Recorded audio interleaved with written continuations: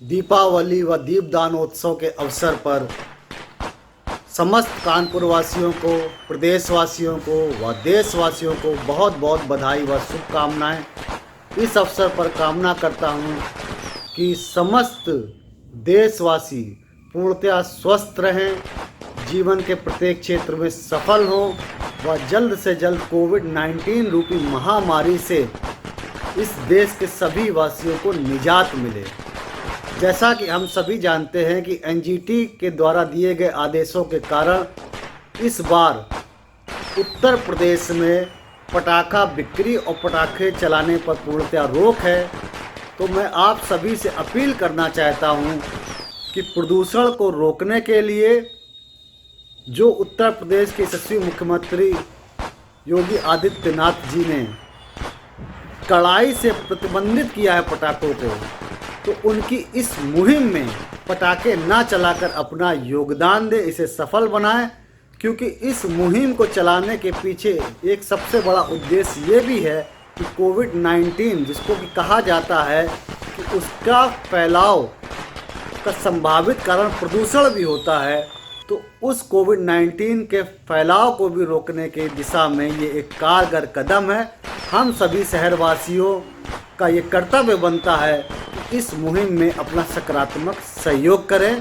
पुनः आप सभी शहरवासियों को, प्रदेशवासियों को व देशवासियों को दीपावली व दीपदानोत्सव के अवसर पर बहुत बहुत बधाई व शुभकामनाएं। आप सभी का मंगल हो। साथियों का जो दूसरे दल को छोड़ करके आज समाजवादी पार्टी में शामिल हो रहे हैं, मैं सभी का स्वागत करता हूं, बहुत बहुत बधाई देता हूं। और हमें उम्मीद है कि समाजवादी पार्टी का जो आंदोलन है, समाजवादी पार्टी के जो कार्यक्रम रहे हैं, जो रास्ता डॉक्टर भीमराव अंबेडकर जी ने दिखाया, जो रास्ता डॉक्टर राम मनोहर लोहिया जी ने दिखाया, और तमाम समाजवादी लोग उस आंदोलन को लेकर के आगे चले, और नेताजी ने जो आंदोलन आगे बढ़ाया, उसी आंदोलन को आगे बढ़ाने के लिए एकजुट हो रहे हैं, हमारा सहयोग करने आए हैं। मैं उनका बहुत बहुत हमेशा आभारी रहूँगा। जहाँ तक इटावा का सवाल है, मैं अपने गुरुजी को देख रहा हूँ सामने। मुझे नहीं पता था कि गुरुजी यहाँ आ जाएंगे, तो गुरुजी ने हमेशा आशीर्वाद दिया। और उस समय जब बहुत कम पढ़ाई में जानकारी थी, मैं समझता हूँ गुरुजी ने ही गुरु बन करके हम लोगों को पूरी शिक्षा दी, जिसका परिणाम आज आप दिखाई दे रहा है सामने। और अगर कोई चेक करना चाहे इटावा की भाषा में, तो हमसे बात कर ले कि अभी इटावा हम भूले नहीं हैं।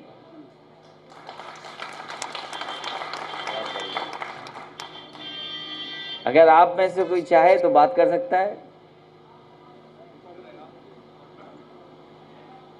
कोई अगर चाहे तो जानकारी कर ले। हमारे कवि अध्यक्ष जी जानते होंगे, लहुआ बहुत दिनों बाद आए हो। लहुआ बहुत दिनों बाद आया है। तो इटावा के विकास में समाजवादी पार्टी ने कभी कमी नहीं छोड़ी होगी। नेताजी को मौका मिला, समाजवादियों को मौका मिला, इटावा के विकास को नई ऊंचाइयों तक लेके गए। इटावा का विकास कभी पीछे नहीं रहा। जब जब समाजवादी सरकार बनी, इटावा के विकास को गति देने का काम समाजवादी लोगों ने किया है। और हम तो एक योजना नहीं, हमारे जितने भी यहाँ साथी बैठे हैं, वो एक एक योजना से परिचित होंगे। एक एक विकास योजना जो इटावा में हुई है, जो जमीन पर उतारी गई है, उसके बारे में आप भली भांति जानते हैं। इटावा का विकास समाजवादियों ने नहीं रुकने दिया। इटावा का विकास अगर किसी ने रोका है तो विरोधी पार्टियों ने रोका है। मैं उदाहरण के लिए कह सकता हूं, इटावा की लाइन सफारी कभी किसी ने सोचा नहीं होगा कि ऐसी भी कोई एनिमल सफारी और लाइन सफारी बन सकती है। आज न केवल उत्तर प्रदेश की पहचान है, जिस समय इटावा के शेर उसके अंदर आ जाएंगे, इटावा के बब्बर शेर जो बना है उनका जोन उसमें आ जाएंगे, तो न केवल उत्तर प्रदेश बल्कि देश की सबसे शानदार और सबसे अच्छी लाइन सफारी दिखाई देगी। लाइन सफारी आपके सामने उदाहरण है।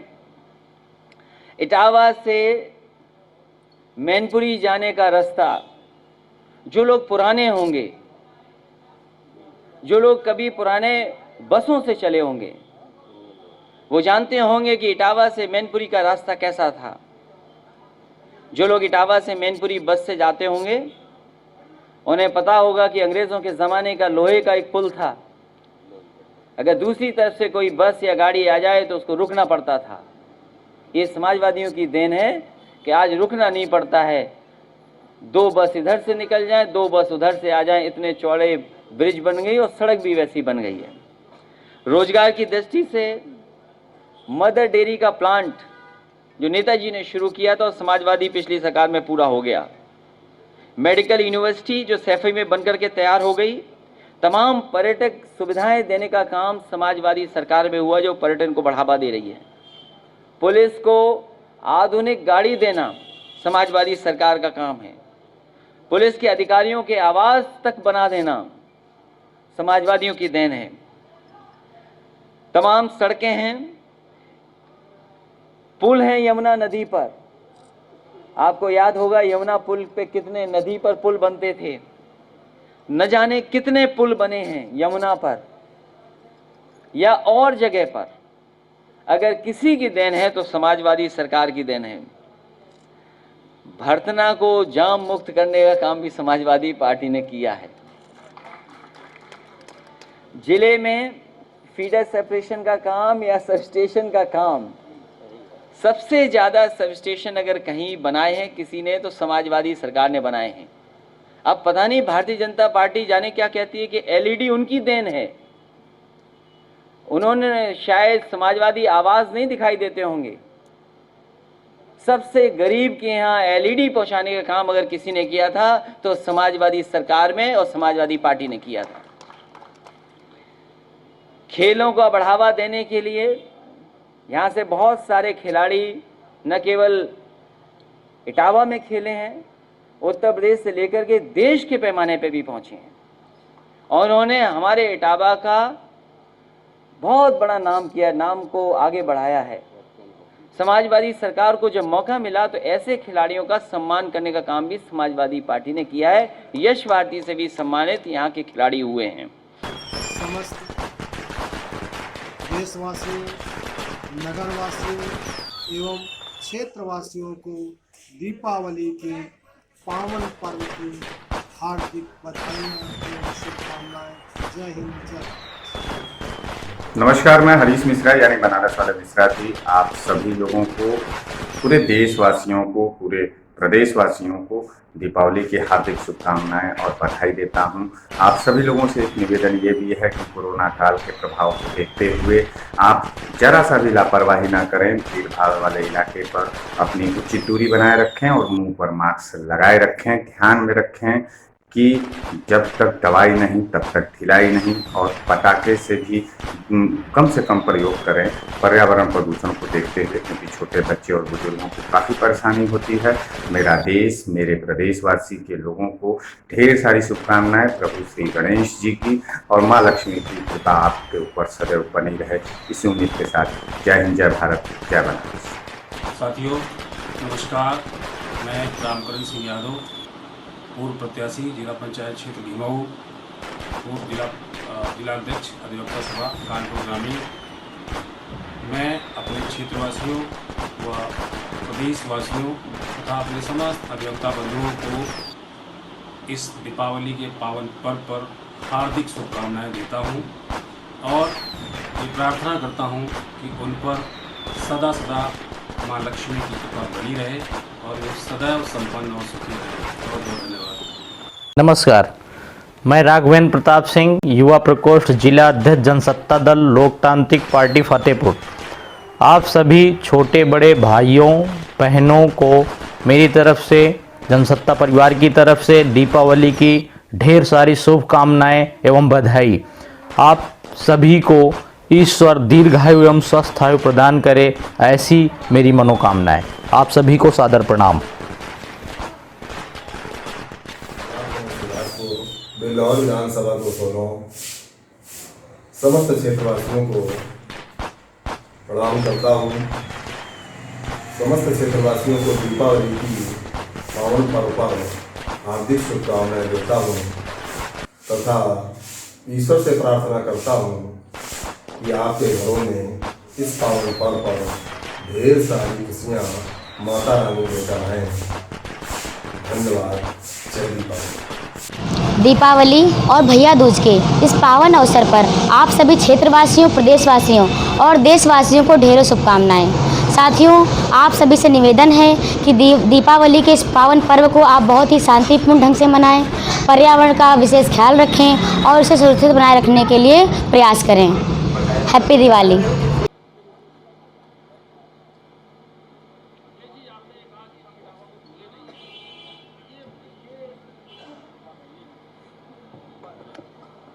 आपने कहा कि इटावा खुले नहीं है, तो ये वाक्य आपके जहन में कैसे आया?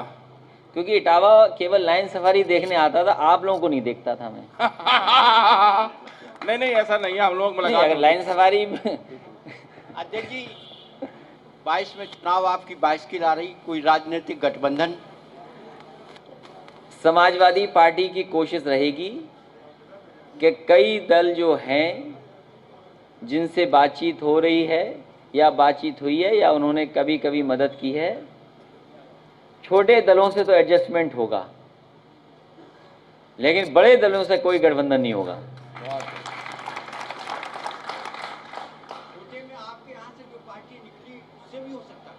आप बिल्कुल साफ पूछो ना, आदि घुमा के क्यों पूछते हो? नहीं, एकदम सीधा पूछिए सवाल, माइक लगा के सीधा पूछिए। प्रगतिशील समाजवादी पार्टी से भी गठबंधन की संभावना है? मैंने आपसे कहा, मैंने लखनऊ में भी कहा, कई प्रेस के कार्यक्रम हुए उसमें भी कहा, समय समय पे लोगों ने कहा कि उस पार्टी को भी एडजस्ट करेंगे।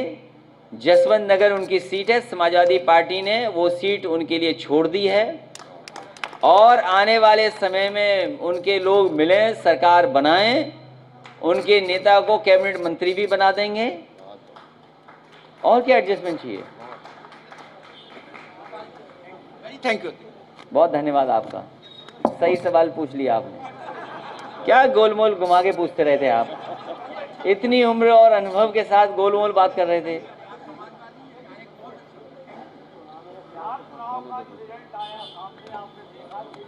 बड़ी मेहनत की थी और उसके बाद वो सरकार नहीं बना पाए। किस तरीके से आप देखते हैं वहाँ के रिजल्ट को? महागठबंधन को जनता ने समर्थन दिया, पूरा समर्थन जनता का उनके साथ था, सीटें भी लगभग जीत गए थे। इतना बड़ा धोखा लोकतंत्र में किसी के साथ नहीं हुआ होगा जितना धोखा भारतीय जनता पार्टी ने वहाँ के लोगों के साथ किया है और महागठबंधन को बेईमानी से हराया है। यूपी उपचुनाव में समाजवादी पार्टी को एक सीट मिली है, तो आने वाले विधानसभा में क्या लगता है, इस पर कोई असर पड़ेगा? समाजवादी पार्टी जितनी थी उतनी जीत गए। जब चुनाव DM, SP, ADM, SDM, SO, सिपाही लड़ेंगे तो कौन जीतेगा? भारतीय जनता पार्टी नहीं लड़ रही थी, उनकी सरकार के जितने भी अधिकारी थे वो सब चुनाव लड़ रहे थे।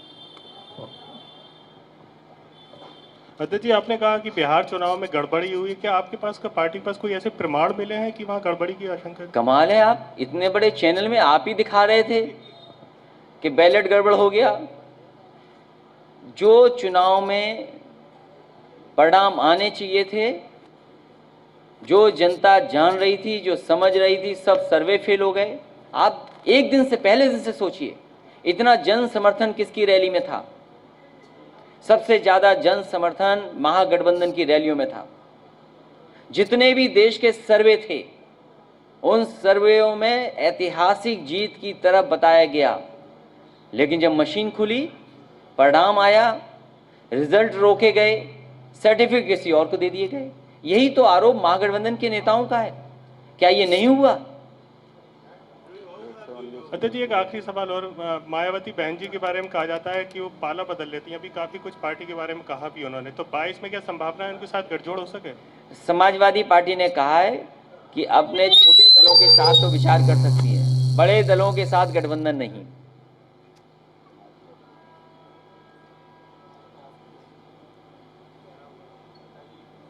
हेलो नेताजी, 2022 ब्राह्मणों का विशेष आशीर्वाद आपको मिलने वाला है, इस पर क्या कुछ कहेंगे? समाजवादी पार्टी हर वर्ग से समर्थन मांग रही है और हर वर्ग के लोग समाजवादी पार्टी से जुट रहे हैं। और मेरा सभी से अपील है और निवेदन भी है कि समाजवादी पार्टी विकास के रास्ते पर और जो विकास किया उसका समर्थन करें। अध्यक्ष जी, 22 में यूपी में ऐसा ना हो जो बिहार में आपने देखा, उसके लिए क्या रणनीति आप समाजवादी? ये रणनीति का खुलासा नहीं करेंगे, नहीं तो उन्हें जानकारी हो जाएगी।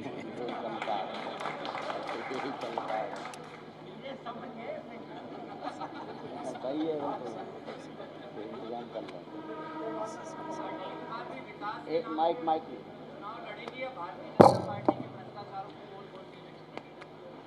समाजवादी पार्टी विकास पे तो करेगी काम। विकास के साथ साथ जो अन्याय हो रहा है, जिस तरह का भ्रष्टाचार चल रहा है, उन सब चीजों को जनता के सामने रखेगी। और सबसे बड़ा सवाल तो ये है, इटावा वालों, मुझे सुना है शेर यहां से कहीं और जा रहे हैं। कहां जा रहे हैं शेर? मैं तो सरकार से कहूंगा कि हमारे लाइन सफारी शुरू कर दें। एक एनिमल सफारी, एक लाइन सफारी है। लाइन सफारी शुरू कर दें और जितने शेर चाहिए वो शेर ले जाओ, लेकिन कम से कम लाइन सफारी तो शुरू करो। यही सरकार आरोप लगाती थी, अगर याद हो, कि गोरखपुर के डॉक्टर हम सैफई में ले आए हैं। सैफई और इटावा पे आरोप, याद कीजिए कितना आरोप लगते थे।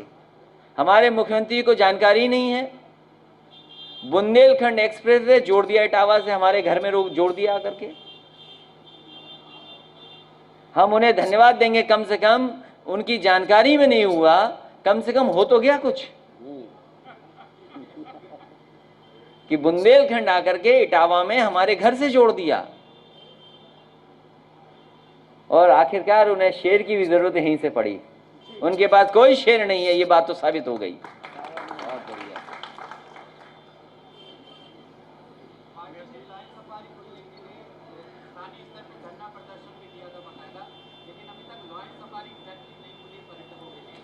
केवल लाइन सफारी, एनिमल सफारी नहीं खोली है। वो जानते हैं कि जैसे ही लाइन सफारी खुलेगी, समाजवादी पार्टी की तारीफ लोग करेंगे, वाहवाही होगी कि देखिए कैसा काम हुआ है। और आपसे अच्छा कौन जानता है? आपसे अच्छा कौन जानेगा? कोई अगर आया होगा लाइन सफारी और अगर आपने माइक उसके सामने लगा दिया होगा, तो उसने बात खत्म बिना तारीफ के नहीं की होगी। सत्यता यही है, ये आप सब जानते हो ये बात।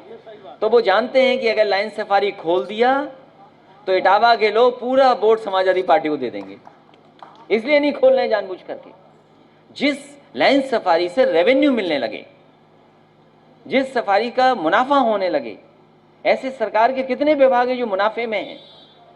ये विभाग मुनाफे का है, तो बताइए उसमें भी धोखा कर रहे हैं ये लोग। और इसीलिए नहीं शुरू कर रहे हैं क्योंकि इसमें तारीफ समाजवादियों की होगी कि समाजवादियों ने कितना अच्छा काम किया।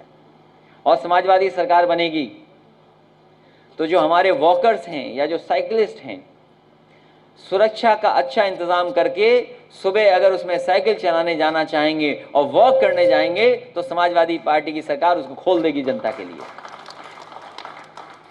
बाकी शेर और जानवर पैसे से देखें, और आपको पूछना चाहिए सरकार से, कम कम एक आध जानवर ही बढ़ा देते वहां पर। मेरा अगला सवाल है अखिलेश जी, केंद्र सरकार किसान बिल लाई, पूरे देश में किसानों ने विरोध किया, किसानों की आय को दुगना करना चाह रही थी सरकार। उत्तर प्रदेश में जो किसानों की बदहाली है, शायद आपने कल, आप जब औरैया से आ रहे थे, मैं भी रास्ते में था, आप देखते आ रहे थे, सड़क के किनारे धान पड़ा हुआ है। इस बदहाली को जब आपकी सरकार बनेगी तो आप इसको कैसे दूर करेंगे? ये जो कानून आया है और इसके साथ साथ जो कानून बने हैं, ये किसानों को बर्बाद कर देगा। ये जो कानून बने हैं, इससे किसान बर्बाद हो जाएगा। और याद कीजिए, मैंने ये कहा था कि भारतीय जनता पार्टी की सरकार की तैयारी है कि किसानों की खेत की मेड़ तोड़ दें।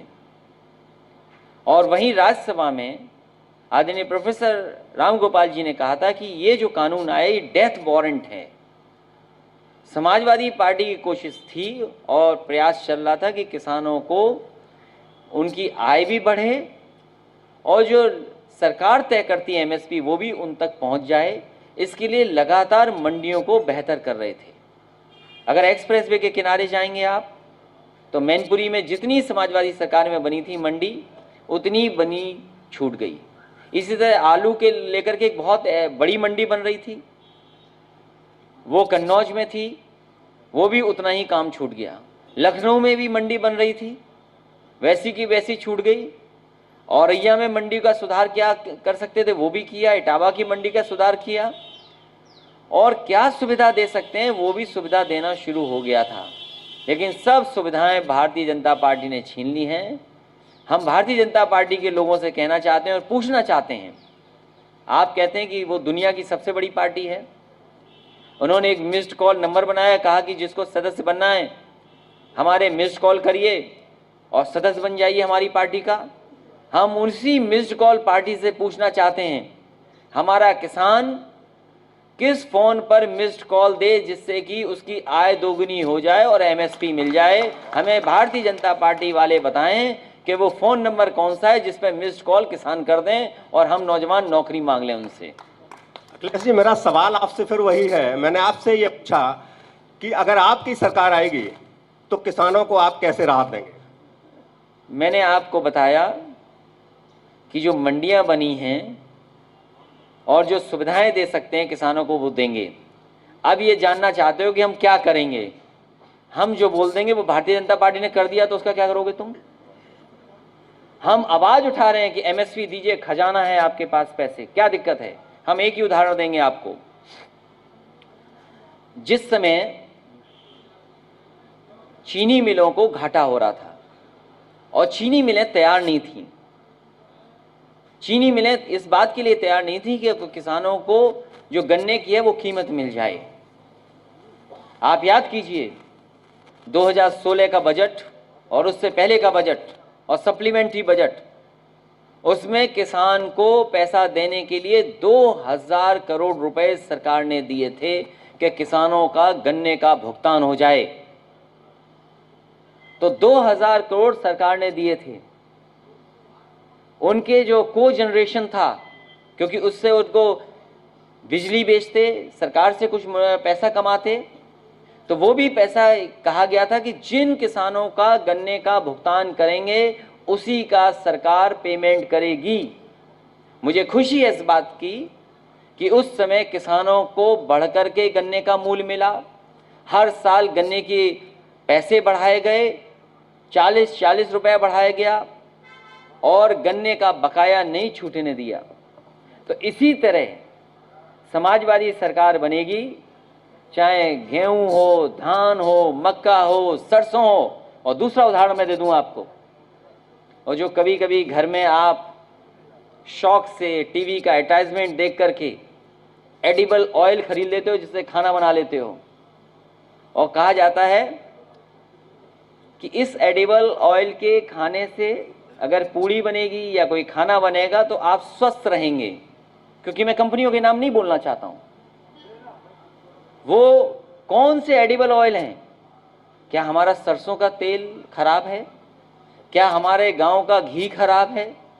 अगर हम घी को बढ़ावा दे जाएंगे और अपने खेत की पैदा हुई सरसों के तेल को बढ़ावा दे देंगे तो हमारा किसान खुशहाल हो जाएगा। लेकिन भारतीय जनता पार्टी सब खाने का तेल विदेश से मंगा रही है। आपको उम्मीद नहीं होगी, केवल उत्तर प्रदेश में लाखों करोड़ का रुपया का केवल तेल आ रहा होगा, एडिबल ऑयल आ रहा होगा, जो मल्टीनेशनल कंपनियां हमारे लोगों को खिला रही हैं।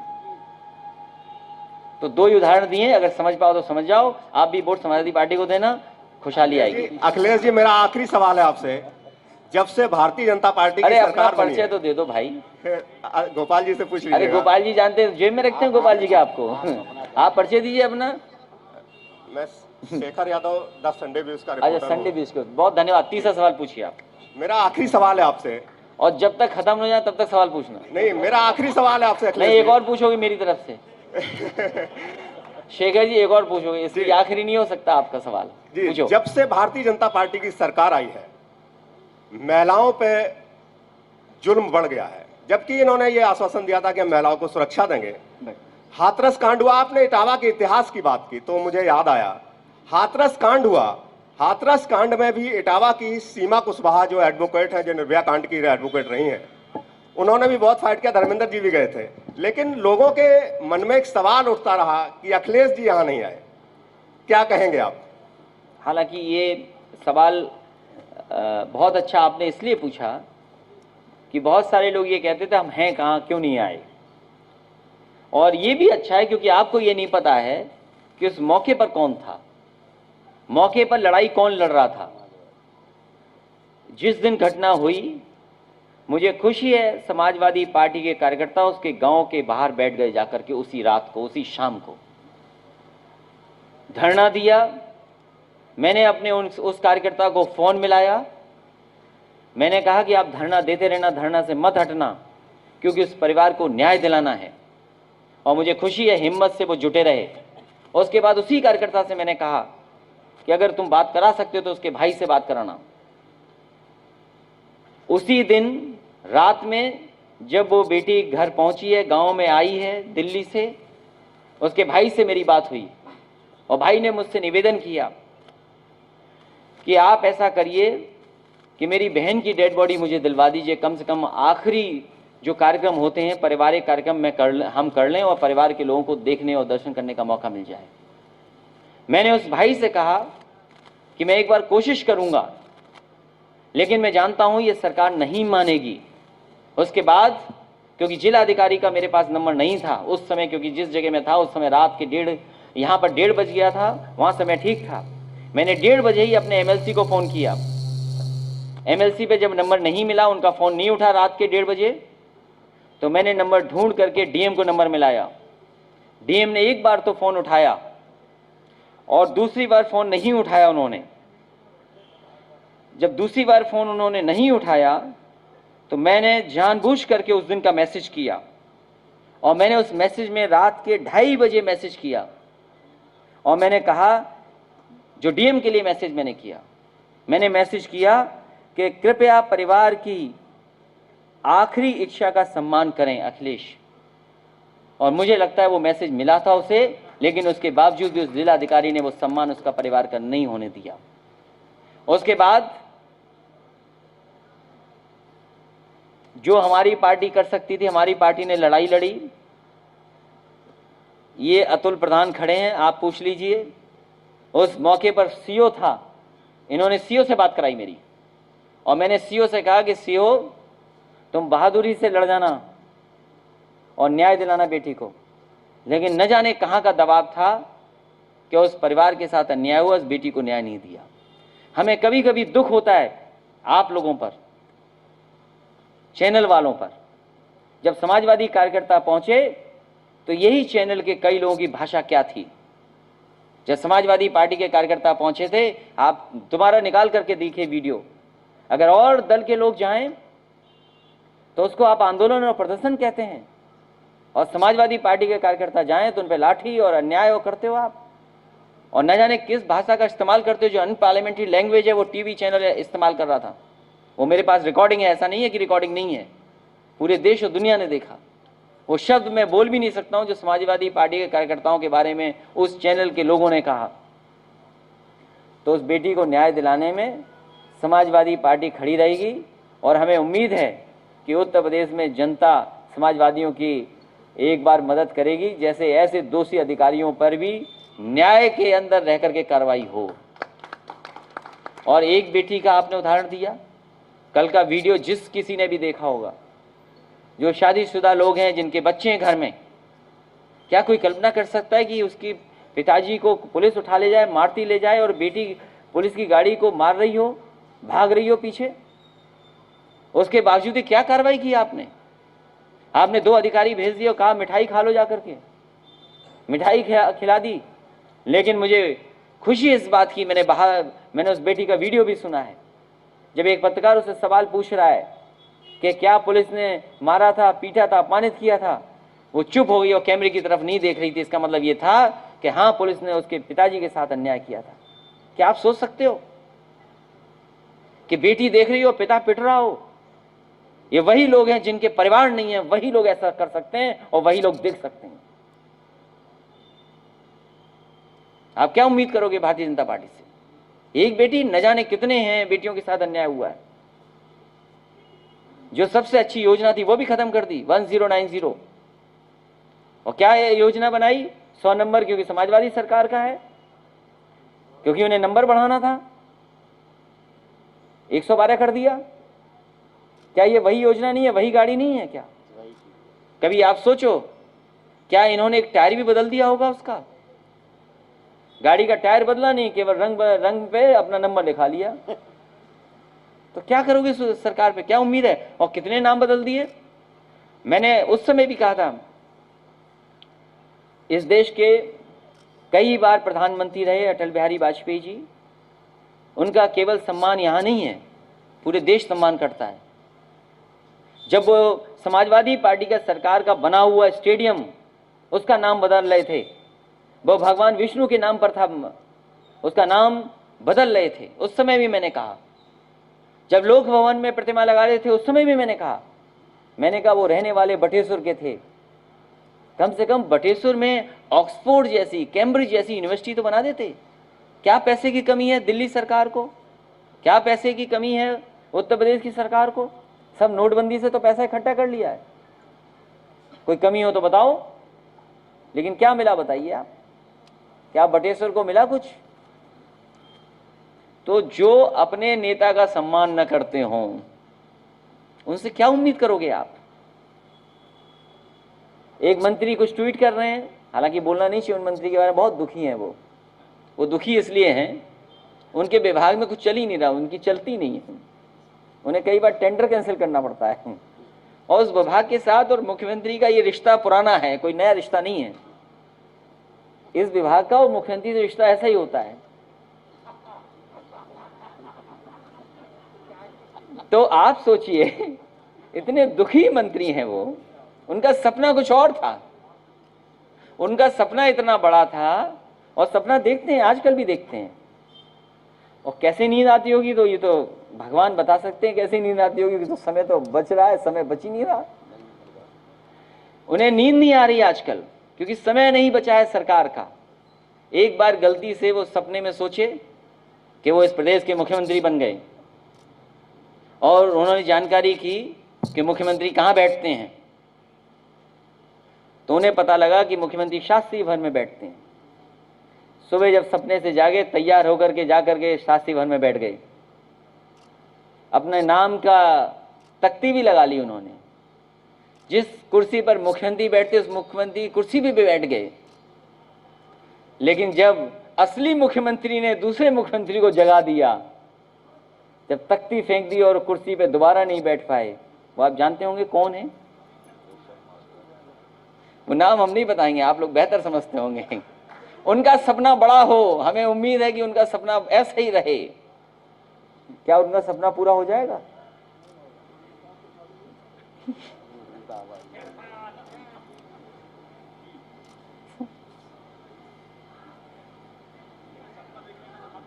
नहीं, सपना देखिए, किसने मना किया? जब तक सपने नहीं देखोगे तो बड़ा काम नहीं कर पाओगे। हम तो ये कहते हैं कि सपना देखने से केवल पूरा नहीं होगा, इसलिए जनेश्वर मिश्र जी को याद कीजिए, जितना बड़ा सपना देखो उससे ज्यादा संघर्ष के लिए तैयार रहो।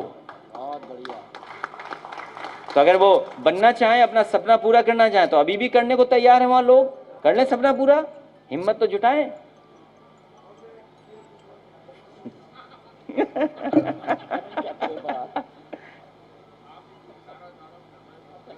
नहीं, आप ये तो लाइव है, ये चीजें ये तो लाइव हैं, वो भी देख रहे होंगे, उन तक बात पहुंच जाएगी।